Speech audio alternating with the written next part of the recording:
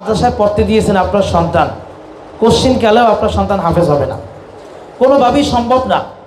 একটা সময় দেখা যাবে আপনি বলবেন যে হুজুররা ভালো না, মাদ্রাসা ভালো না। আল্লাহ রাব্বুল আলামিন সূরাতুল মুজাম্মিলের ভিতরে একখানা আয়াত নাযিল করেছেন, যেখানে বলা হয়েছে ওয়ারাত্তিলিল কুরআন তারতিলা, তোমরা আমার কোরআনকে তারতিলের সহিত সুন্দরভাবে টেনে টেনে থেমে থেমে তারপরে পড়ো। তাহলে আমাদের কিভাবে পড়া উচিত? তারতিলের সহিত পড়া উচিত। কিভাবে? তারতিলের সহিত। সকলে বুঝতে পেরেছেন? আমাদের বাচ্চাদেরকে আমরা হিফজ পড়তে দিয়েছি। এখন আমাদের বাচ্চারা কেন ঝরে যায়? আমি যে ওই কথাটা প্রথম বলেছিলাম, ঝরে যাওয়ার পিছনে অনেকদিন পর দেখবেন 5-10 পড়া হওয়ার পরে বলে যে আম্মু আমার মাদ্রাসা ভালো লাগে না। একবার কি ভেবে দেখেছেন যেই প্রতিষ্ঠানে আলিফবা থেকে শুরু করলো 5-10 পড়া হওয়ার পরে ভালো যে লাগে না, তার পিছনে নিশ্চয়ই কারণ আছে। শোনেন, আমি সকলকে গুরুত্বপূর্ণ কথা বলবো। হাফেজ বানাতে গেলে 4 জন ব্যক্তির আমলদারি হতে হবে। কয়জন? ভালো করে বুঝেন। হাফেজ বানাতে গেলে 4 ব্যক্তিকে আমল করতে হবে সঠিকভাবে। আপনি যদি যারা এখানে বোনরা আছেন তারা বাড়িতে বসে বেপরদায় চলবেন, মানুষের সাথে ঝগড়া করবেন, আপনার কণ্ঠের আওয়াজ আর একজন শুনবে, এরপরে আপনার হাজব্যান্ডের সাথে ভালো ব্যবহার করবেন না, আপনি এক কথায় ভালো একজন নেককার মানুষ না। আপনি মাদ্রাসায় পড়তে দিয়েছেন আপনার সন্তান, কোশ্চিন কালেও আপনার সন্তান হাফেজ হবে না, কোনোভাবেই সম্ভব না। একটা সময় দেখা যাবে আপনি বলবেন যে হুজুররা ভালো না, মাদ্রাসা ভালো না, অথবা আমার সন্তান ভালো না, কোনো না কোনোভাবে আপনার সন্তানকে চলে যেতে হবেই। কিন্তু দোষটা যে আপনার, সেটা কিন্তু আপনি বুঝতে পারেন নাই। তাই মা বোনদেরকে বলবো 100% পর্দা করার জন্য, এবং আমল শুধুমাত্র পর্দার ভিতরেই নয়, ইসলামের হুকুম আহকামগুলো সুন্দরভাবে মানতে হবে।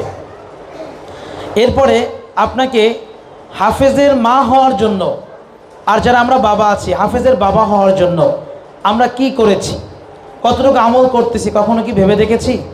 বাচ্চা পড়া আগাচ্ছে না, আমরা ওস্তাদদেরকে দায়ী করতেছি, হুজুর আপনি কি করেন, আমার ছেলে এখনো কি পড়ে। আপনারা যে প্রশ্ন করেন এর প্রত্যেকটা জবাব আমার কাছে আছে। একজন ওস্তাদের যদি ক্ষমতা থাকতো যে ওস্তাদ কি করে, মানে হাফেজ বানানোর ক্ষমতা থাকতো, তাহলে আমি তাকে 10 লাখ টাকা দিয়ে দিতাম, আর আমার ছেলেকে দিয়ে বলতাম আপনি আমার ছেলেকে 2 ঘন্টায় হাফেজ বানিয়ে দেবেন। কিন্তু আসলে কি এটা সম্ভব? 10 লাখ না, 1 কোটি টাকা দিয়েও যদি বলা হয় কোনো হাফেজকে যে আমার সন্তানকে আপনি দ্রুত হাফেজ বানান, সম্ভব নাকি? হাফেজ কোনো বাজারের পণ্য না যে বললাম আর হয়ে গেল। 28 পারা হয়ে গিয়েছে, 28 পারা হেফজ শেষ, তারপরেও সেই ছেলে মাদ্রাসা থেকে চলে গেছে, এমন বহুত নজির আছে। 25 পারা হয়েছে, তারপরে হাফেজ হয় নাই, হাফেজ হয়েছে তারপরে শুনানি দিতে পারে নাই। এর পিছনে কারণ কি, রহস্য কোথায়? 4 বছর পড়ার পরে 5 নম্বর বছরে যখন হেফজ শেষ শুনানি দেবে, তখন যে কোনো কারণে বাচ্চা নষ্ট হয়ে গেছে, বাড়িতে গিয়ে বিড়ি খায়, গাঁজা খায়, মোবাইল দেখে, নষ্ট হয়ে গেছে। কারণ কখনো খুঁজছেন? খোঁজেন নাই। শুধুমাত্র আমরা ওস্তাদদেরকে দায়ী করি। বিশ্বাস করেন ওস্তাদের কোনো এখানে দায়ভার নাই, দায়ভার সব আমাদের নিজেদের। ওই মানুষটাই সঠিক মানুষ, নিজের ভুল যে নিজে ধরতে পারে। আমার শিক্ষকদেরকে আমি একটা কথা বলে নসিহত করি, আমার কোনো গার্ডিয়ান যদি আপনাদের সাথে রাগারাগি করে, মানে আপনারা যদি খারাপ কিছু বলেন, তখন বলছি আপনি ওইটা থেকে শিক্ষা নেবেন যে আপনার কোনো ভুল আছে কি না। আমরা ভুলটাকে ধরার চেষ্টা করবো, আমার ভিতরে কি ভুল আছে, আমি ওস্তাদের ভুল, মাদ্রাসার ভুল এটা না ধরে আমার কি ভুল আছে, আমার সন্তানের কি ভুল আছে, কেন পড়া হচ্ছে না, এটা খুঁজতে হবে আগে। তো যাই হোক, আমাদের বাচ্চাদের পড়া না হওয়ার পিছনে 1 নম্বর যে কারণ পেলাম, আমাদের আমল ঠিক নাই। কি ঠিক নাই? আমরা অনেকে এখনও বিড়ি খাই। আমার কথা লজ্জা পাবেন, এখানে সব নিজেরা, বাইরের মানুষ নাই। আপনি যদি বিড়ি খান আর আপনার ছেলে যদি হেফজ পড়ে, লাভটা কি ভাই? আপনার দোয়াই তো কবুল হবে না। কার জন্য দোয়া করবেন, কে শুনবে বলেন? রাসূল সাল্লাল্লাহু আলাইহি ওয়াসাল্লামের সুন্নাত দাড়ি রাখা, আপনি দাড়ি রাখছেন না, আপনি বাচ্চাকে দাড়ি রাখাবেন, হাফেজ বানাবেন, আপনাকে দেখে তো বাচ্চা শিখবে।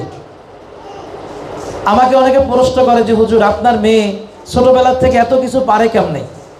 আমার মেয়েও মানুষ, আপনাদের সন্তানও মানুষ।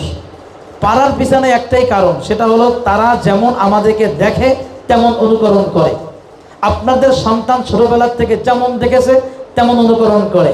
যদি একটা সন্তান খারাপ হয়, এই জন্য ওস্তাদ দায়ী না, মনে রাখবেন আপনারা দায়ী। আমার কথা আপনারা কষ্ট নেবেন না, দায়ী আপনারা। নিজেদের ভুলগুলো নিজেরা ধরেন, বাচ্চাদের সামনে স্বামী স্ত্রী ঝগড়া করবেন না, তর্ক করবেন না, নিজেরা মহব্বত তৈরি করবেন এবং আমল শিখাবেন বাচ্চাদেরকে। বাড়িতে গেলে অনেকে নালিশ করে, হুজুর আপনার ছাত্র এসে বাড়িতে নামাজ পড়ে না। আরে ভাই, আপনার কাছে থেকে নামাজ পড়ে না, আপনার কি লজ্জা লাগে না আমার কাছে নালিশ করতে? আপনি কি করেন তাহলে? আপনি কেমন বাবা?